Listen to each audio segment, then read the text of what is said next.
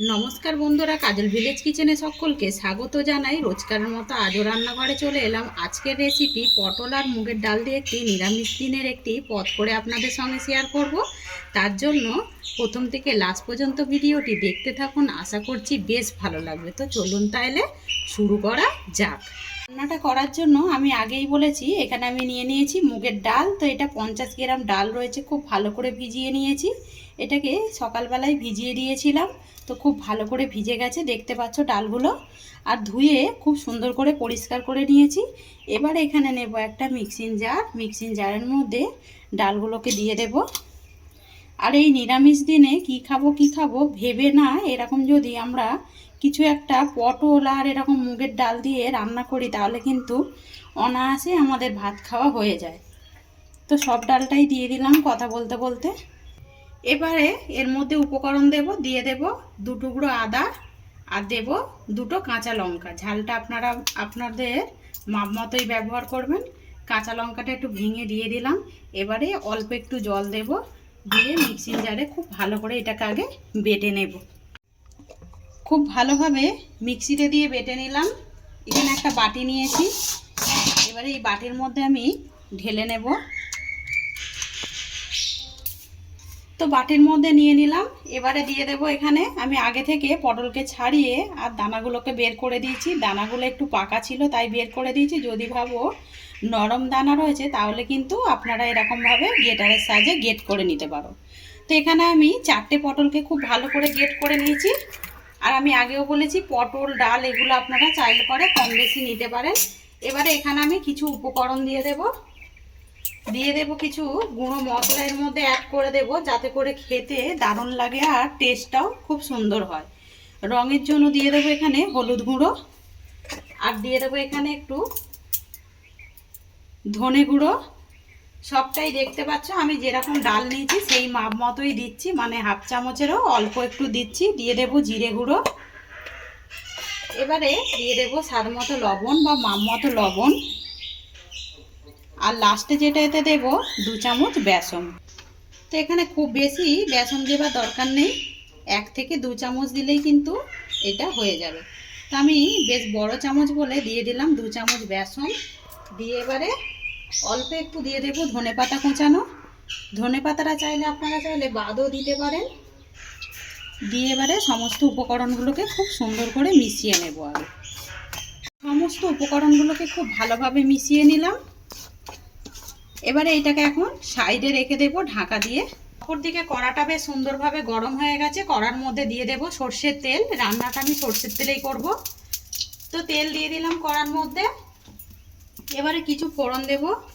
দিয়ে দেব একটা তেজপাতাকে ফাটিয়ে নিয়ে, আর দেব এখানে গরম মশলা, এলাচ নিয়েছি আর ডালচিনি নিয়েছি, এইটাই দেব। বেশ কিছুটা গোটা জিরে নিয়ে নিয়েছি, গোটা জিরেটাও এর মধ্যে দিয়ে দেবো একটু হাতে করে ঘষে। ফোড়নটাকে আমি খুব ভালো করে একটু ভেজে নেব, যাতে করে সুন্দর একটা গন্ধ আসা পর্যন্ত। ফোড়নটা খুব ভালো করে কিন্তু ভাজা হয়ে গেছে, এর বেশি আর ভাজার দরকার নেই, তাহলে করে জিরেটা পুড়ে যাবে। এখানে একটা আমি টমেটো নিয়েছি, এই টমেটোটাও দিয়ে দেবো এবারে। চাইলে এটা কিন্তু মুসুর ডাল আর আপনারা চাইলে পেঁয়াজ রসুনও দিয়ে করতে পারো। আমি একদম নিরামিষ দিনের একটি পদ আপনাদের সঙ্গে শেয়ার করছি। তো অনেকেই বলে নিরামিষ দিনের পদ এরকম রান্না করে দেখানোর জন্য। এবারে অল্প একটু লবণ দিয়ে দেবো, যাতে করে সুন্দরভাবে তাড়াতাড়ি টমেটোটা নরম হয়ে যায়। টমেটোটা কিন্তু অনেকটাই নরম হয়ে গেছে, দেখতে পাচ্ছ। এবার আমি এর মধ্যে কিছু গুঁড়ো মশলা অ্যাড করে দেব আবারও। তো তার আগে দিয়ে দেবো এর মধ্যে একটুখানি জল। দিয়ে দিলাম জল। এবার আমি এর মধ্যে দেব হলুদ গুঁড়ো, মাপ মতো দিয়ে দিলাম হলুদ গুঁড়ো। দিয়ে দেবো আমি এখানে বেশ কিছুটা জিরে গুঁড়ো, ওই একইভাবে দিয়ে দেবো সবটাই। দিয়ে দেবো এখানে মানে জিরে আর ধনে দিয়ে দিলাম, আর হলুদ গুঁড়ো দিয়েছি। এবারে দেবো ঝালের জন্য লঙ্কার গুঁড়ো। লঙ্কার গুঁড়োটা দিয়ে খুব সুন্দর করে আগে একটু মিশিয়ে নেব। এখনও কিন্তু এর মধ্যে আমি একটা উপকরণ দিইনি, সেটা কিন্তু দেখেইছেন। এবারে এখানে 1 চামচ দিয়ে দেব একটা কাঁচা লঙ্কা, আমি আগে থেকে বেটে রেখেছি। কাঁচা লঙ্কা আর আদাটা দিয়ে দিলাম, দিয়ে খুব ভালো করে মিশিয়ে নেব। এবারে দেব স্বাদ মতো লবণ বা মাপ মতো লবণ। লবণটা আপনারা আপনাদের মাপ মতোই ব্যবহার করবেন। লবণটাকেও দিয়ে খুব সুন্দর করে মিশিয়ে নিলাম। এবারে আমি দেখাচ্ছি এবারে কি করব। সেই ডাল বাটাটাকে, সমস্ত মশলাটাকে মেশানোর পরে গ্যাসটাকে খুব আস্তে করে দিয়েছি, দিয়ে এখানে 1 বাটি জল নিয়েছি। এই জলটাকে আমি ঠিক মাঝ বরাবর বসিয়ে দেবো এইভাবে। এখানে দিয়ে দেবো একটা ঝাঁঝরি, ঝাঁঝরিটাও দিয়ে দিলাম। এখানে যেই ডাল বাটাটা আমি রেখেছিলাম, এই ডাল বাটাটাকে এবারে এই ঝাঁঝরির উপরে আমি দিতে থাকবো। এবারে ডাল বাটাগুলোকে ঠিক আমি এইভাবে বড়ির মতো করে দিয়ে দেব। আর এখানে দেখতে কতটা ভালো লাগছে সেটা কিন্তু দেখতেই পাচ্ছেন। দিয়ে দিলাম যে এই ডাল বাটাটা রেখেছিলাম, দিয়ে এবারে ঢাকা দিয়ে আমি মশলাটাকেও একসঙ্গে কষিয়ে নেব। এটা 5 মিনিট এইভাবে ঢাকা দিয়ে রাখবো। 5 মিনিট পর ফিরে আসলাম, তো দেখাচ্ছি এবারে ঢাকনাটা খুলে। এগুলো কিন্তু বেশ সিদ্ধ হয়ে গেছে, সেটা কিন্তু দেখতেই পাচ্ছেন। আমি এবার একটা ছুরি দিয়ে দেখাচ্ছি, দেখুন একদমই লেগে যাচ্ছে না, তার মানে এটা কিন্তু সিদ্ধ হয়ে গেছে। এবার আমি এটাকে নামিয়ে নেব। এবারে এই জলটাকেও তুলে নেব। জলটাও এখন প্রচুর গরম। আর অপর দিকে দেখুন কাইটা কত সুন্দরভাবে কিন্তু তেল ছেড়ে গেছে। এইভাবে যদি ঢাকা চাপা দিয়ে রান্না করা যায় তাতে করে কিন্তু অনেকটাই তেল ছাড়ে।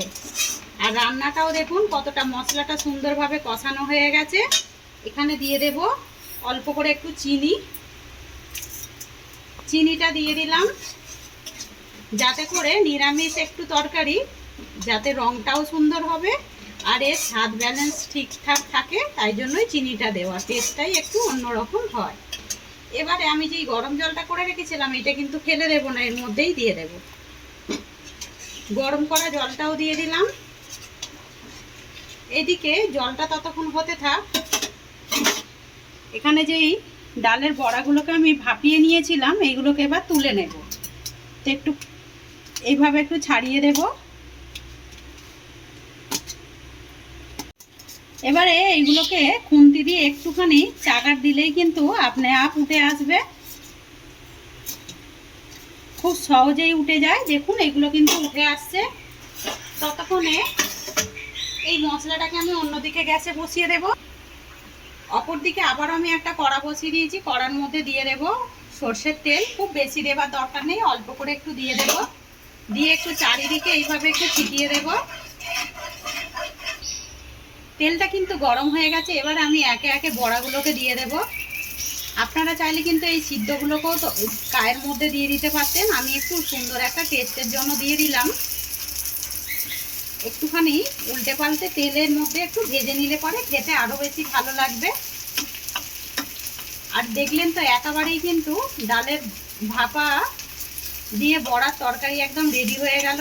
মশলাটাও কষানো হয়ে গেল, জলটাও গরম হয়ে গেল, কোনো কিছুই আলাদা আলাদা করে করতে হলো না। একবার এইভাবে বাড়িতে করে দেখবেন, খেতে কিন্তু দুর্দান্ত হয়। এগুলো বেশ উল্টে পাল্টে একটুখানি ভেজে নিলাম, এটাকে নামিয়ে নেব। মশলাটাও কিন্তু গরম জলের কারণে ফুটে উঠেছে। এবার আমি ভেজে রাখা এই ডালের বড়াগুলো দিয়ে দেব। দিয়ে এবারে খুব সুন্দর করে ফুটতে দেব। চাইলে এই সময় আপনারা একটু গরম মশলা দিয়ে দিতে পারেন আর অল্প একটু ঘি দিয়ে দিতে পারেন। আমি এতে আর কিছুই দেব না, এইভাবেই সুন্দর করে একটু ফুটিয়ে নেব। আর কালারটাও দেখুন, কাশ্মীরি লঙ্কার গুঁড়ো কিন্তু আমি এর মধ্যে ব্যবহার করিনি, সুন্দর তার জন্য একটা কিন্তু কালারও এসেছে।